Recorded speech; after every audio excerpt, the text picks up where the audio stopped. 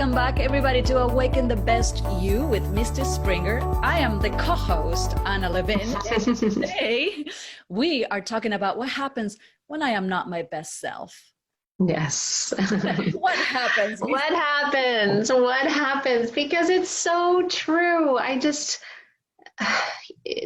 has been on my mind so much lately. I actually was having a conversation with a friend, and she's also a coach, and we've done some beautiful work together. And she, I just asked, how are things going for you? And she said, I think part of this process is not being good all the time. She's like, I'm not going to say I'm good. It's like, I'm good in some areas. There's some things that are going really well. And there's some places that I'm not doing so great, and I've done a lot of work, and I've done a lot of self-development, and I'm really, really awesome, better than I've ever been in some areas. And I'm not doing so great in others. And that's okay. That's the way that it's meant to be. And it actually, this whole conversation was inspired because the other day, it was just, a couple of days ago, I was moody, I was down, I was frustrated with my kids, and, I inadvertently said things to a friend that I had no intention to be taken in the way that they were, but they were taken in a way that was hurtful to my friend, which was very hurtful to me. I didn't have any intention of hurting someone's feelings. So, you know what? Sometimes we don't show up in our best. Sometimes we feel like we're a million miles away from who we want to be. Yes. And at the end of the day, I just had to sit down and kind of, you get to the quiet point where you're like, oh my goodness, what just happened today? Like, where was my best self? She was not here today. She's taking a vacation. She was taking a vacation today. And so what do we do? That was that place of where do I go from here? Yeah. And I think in the past, I would have really beat myself up for that day, looked at everything that I was doing wrong as a mom. I yelled at my kids. I was totally impatient. I was trying to get out. We were packing for vacation, which is never my best stuff, my best place. My kids will tell you that. They're like, Mom, you kind of turn into a different person when we're trying to go on vacation. But this idea of I wanted to be something different. And when I was, evaluating things that night, in the past, I would have really beat myself up. I would have looked at all the ways that I didn't show up as a wife, as a mother, as a friend. And I would have tried to use that to motivate myself, almost like a whip, like, yes, if we just beat ourselves up enough, then we're going to make the change. Right. And because of the work that I've done and because of the awareness that I had, I knew that wasn't the answer. That was the past answer. That's what I would have done in the past, but it's not working now. And so what I was able to do was to recognize that love is what helps us to move forward, and motivate. If we can motivate ourselves from a place of love versus fear, we're going to be all the better for it. So that's the conversation I want to have today, is around that whole idea of how do we show up when we're not showing up in our best selves, how do we break free of that? Yes. And I love what you're saying. And what I hear is that, accepting the fact that sometimes we're not going to be our best self. It's as simple as that. And I know it sounds easier than not when we're not used to doing that. We're used to criticizing ourselves and being hard on ourselves.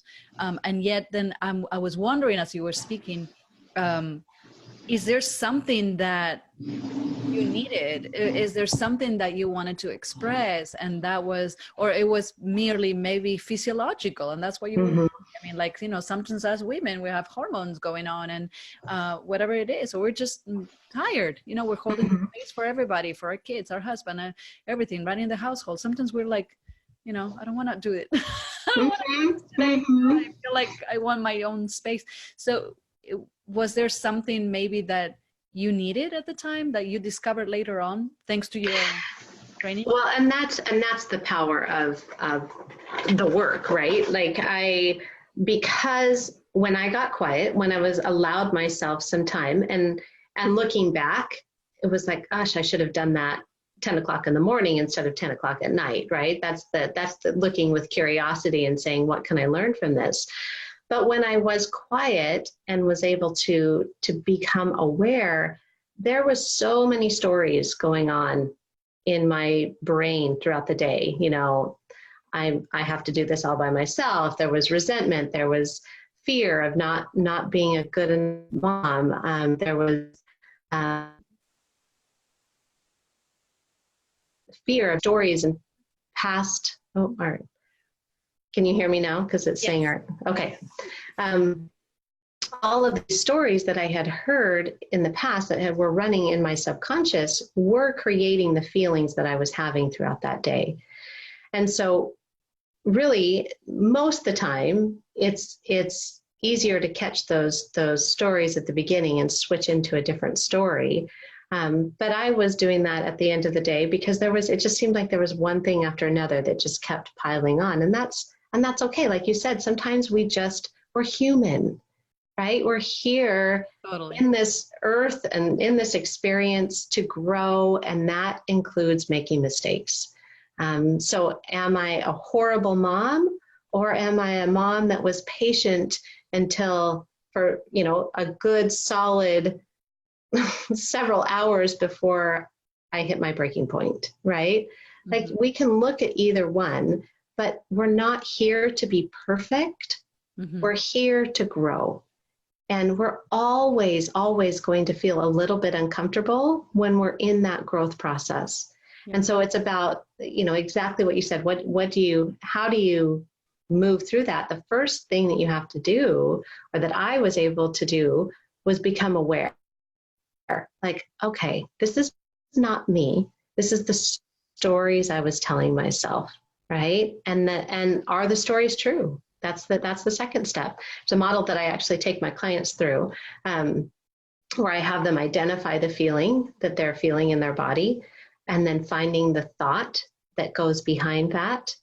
So the feeling for me in that situation was just anger and frustration.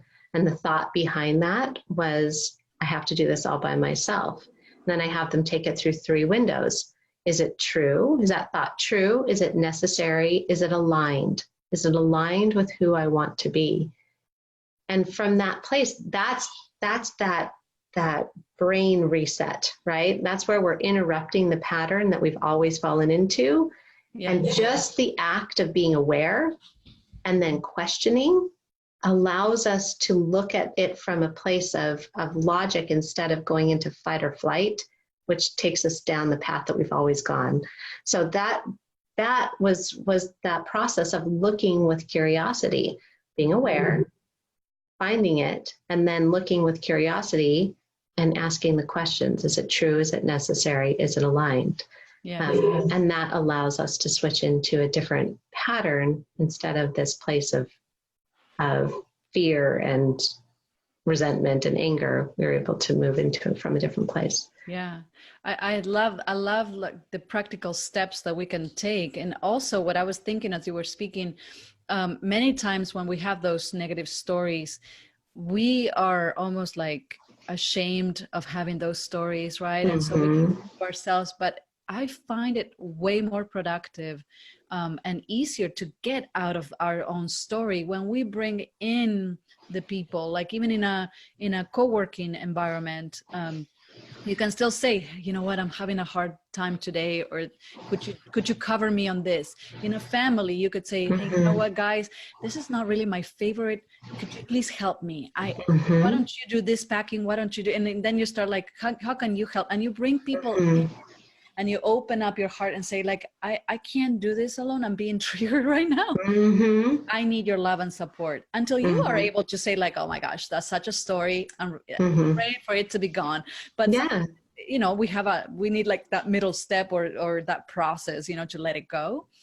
And I think that what you point out is really beautiful, because it's the awareness, first of all, that I'm in the story. Because sometimes we are not even tuned in enough to recognize that we're even in the story, or where Joe Dispenza talks about being addicted to those negative emotions. Sometimes those emotions feel like what we've always experienced. So we're just in them. We're just feeling them. We don't even recognize It's it what we know. Yeah, it's just what we know.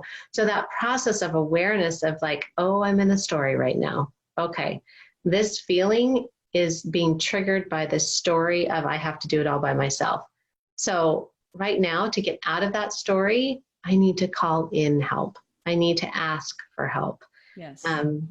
And because the story isn't true, right? Like, is it true? No, not really. I've got all these helpers around me. It's the story that I'm telling myself. Yeah, most people, most of us are, you know, most human beings have goodness in them, and we are wired to help each other. I mean, look what happens when we have catastrophes, right? People get together. Who needs food? Who needs water? Who, you know, like mobilize themselves. So that's, you know, it's beautiful to actually, for ourselves as well, to know that we're not alone.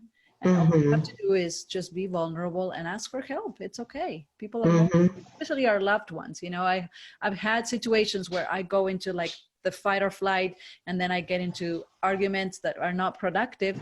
And I had the experience of like centering myself and saying from my heart, hey guys, this is really what I'm feeling right now. I'm a human being. I need your help. And they're like, you know, their whole faces change. Oh, we didn't know, Mom. Like, how can we help you? You know, it's a different reaction, right? Yeah, but it requires you getting vulnerable, and it requires us looking at ourselves and moving through the frustration from a place of love and not beating ourselves up with shame, right? Because the shame is what keeps us stuck in the story. The shame will always keep us stuck in the story, but the love is what allows us to look with curiosity, right? Like when we start opening ourselves up and not making the fact that I'm angry mean something horrible about me, right? I'm a bad mom. I'm a bad friend. I'm a bad wife. That's the shame story. And that shame is there to keep us stuck. But when we can look with curiosity and say, what is the story going on here? Is it true? Is it necessary? Is it aligned? Then we're switching into curiosity, and that allows us to move forward. That's the motivation that we need, not the shame. And I think oftentimes we have the shame, we put the shame in our lives because we've used it in the past to try to help motivate us. Like if I just shame myself enough, then I'll be motivated to move forward. And it's. I was going to ask you, like, where does the outdated. shame come from? Yeah, it is outdated. It's like, but where does it come from? Why do we feel shameful? I think it's all the past programming that we have, right? Like the shame is from the story. The story is I'm not good enough. The story is there's not enough. I'm not enough. There's not enough help. There's not enough love. There's not enough connection. Like we have to be perfect. So if I'm not perfect, then that's shame on me because I'm. Yeah, if I'm not perfect, then I'm failing. Which is like such an utopic, you know, an unreachable goal because nobody's perfect.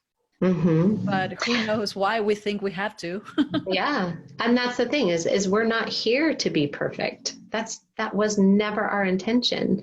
The intention is to be imperfect so that we can move and grow. Like the only time we are going to grow is when we're imperfect. So we're going to be imperfect all the time. And that's okay. And we should celebrate it. Yeah. Because that's what allows us to grow. Sometimes also, here's another reframe for people who are listening and they're like, well, but I'm having a hard time with this. Sometimes by allowing ourselves the grace and the self-compassion to go through those imperfect moments, it allows our loved ones or our friends or whoever is around us to actually step into a more compassionate, place. And so we can really see it in so many different lights. We tend to see it from our own perspective of shame and our own story. Many layers to see it from, right? Many glasses to see it from. Absolutely. Yeah. That's, we have to, it's that process of looking through the lens of love instead of through the lens of shame. And just noticing when we do that, what happens, like so much opens up for us, but we have to be willing to let go of that shame story. And if you're not sure what that shame story is, that's where you reach out for help. I wouldn't have known the shame story that I was in if I hadn't had help in uncovering what those shame stories were. absolutely. You can't see the forest for the trees sometimes, yes. Right? Like, absolutely. And people might be listening and they might be thinking, oh my gosh, yeah, I do get triggered, or I get so irritated, when this happens, but I have no clue as to why or how to get out of that. That's why the work that you do is so crucial. It's so important. It really allows us to gain the tools and the awareness, because it really is all awareness and self-empowerment to actually choose differently. And that's a process, but at least they can start with a free 45-minute consultation with you, where people can get a feel for, how you work and start to get some insights, Yeah. Well, not to toot my own horn, but I know the power of these 45-minute consults. I've had people tell me that they've gotten more out of a 45-minute consult than they had in 2 years of therapy. And that's not saying anything about the therapy that they were in. It probably got them to the point where they were ready to receive what we were working on. Yes. But there is a power there in understanding the stories that are running the show. Yes. And that's where we begin with everything. Is if you're not getting results, the results that you want in one area of your life, whether it's with food, like I keep turning to food because it's an emotional support, or whether it's in your relationships. I am so annoyed with my husband all the time and I don't feel like we're connected. Whether it's with your kids, I'm not showing up as the mom that I want to be. I'm totally disconnected. I want to be more present and engaged, but I'm not. Those are the pain. That's the pain that you're in. And anywhere there's pain, there's a story behind it. And so when we are in the work, when we're doing the 45-minute consultation, that's what we're looking for. We're looking for those stories so that you have an understanding. So there's great power in just the 45-minute consultation, because you're bringing those stories to the forefront that are keeping you stuck in the pain. Yes. So if you want to get out of the pain, we got to look at the story. And I'm not going to say, but, and after the 45 minutes, if, for those of us who had to work through, and I'm speaking from experience, that we had to work through a lot of stories that have deep roots and have many chapters, and, the work continues, after the 45 minutes, because you want to anchor the new mindset, the new awareness, right? The new behavior, the new way of in the world, perspectives. That's what you do. And I think holding the space the way you do, that to me as a woman, that means the world, because it's not easy to go to a vulnerable place and look at yourself with complete light, right? And you want somebody like Misty to hold your hand through the process, because I think it's scary sometimes. It's scary. It is scary because it's our whole identity sometimes get questioned. So so I encourage everybody to, if you feel it in your heart, you feel a resonance, like start with the 45 minutes, but please do yourself a favor and continue, invest in yourself, because like Misty said, and I have done both, counseling, coaching, healing. So I understand the power of reframing our thoughts, and it has changed my life in every single area. So remind us again your website so people can reach you. Sure. It's just mistyspringer.com, or you can find me on Instagram or Facebook, Misty Springer Wellness. So find me, follow me, message me, ask me a question. Would love to hear from you, and actually would love to hear just what you resonate with. Like if there are things or topics that feel like, gosh, I would love to hear more about this. Let us know, because I would love to have those conversations. Yes, yes. And that's such a great note to end with, that when you guys do this work, it's also in the space that Misty will hold for you, then the wisdom comes up. So your own wisdom, just because she has a whole bunch of knowledge, which she does, and she can guide you, and she will, you will also discover parts of you that you didn't even know. And that Absolutely. is the most juicy part of all. So That's my favorite part. I feel like I am the facilitator for your personal power. That is the thing that I love the most, is that you find that truth within yourself, that divine nature within yourself, and you are allowing that to guide your decisions and your behavior. And that's a powerful, powerful thing. I've seen it with the clients that I've worked with, and it's beautiful. yes. Oh my goodness. So excited about this conversation and the many more to come. And thank you so much for helping us actually reframe what happens when we are not feeling our best. And that is okay. It is okay. We all have been there. Thank you, Miss Diana. We'll see you soon. Okay. Thanks so much, Anna.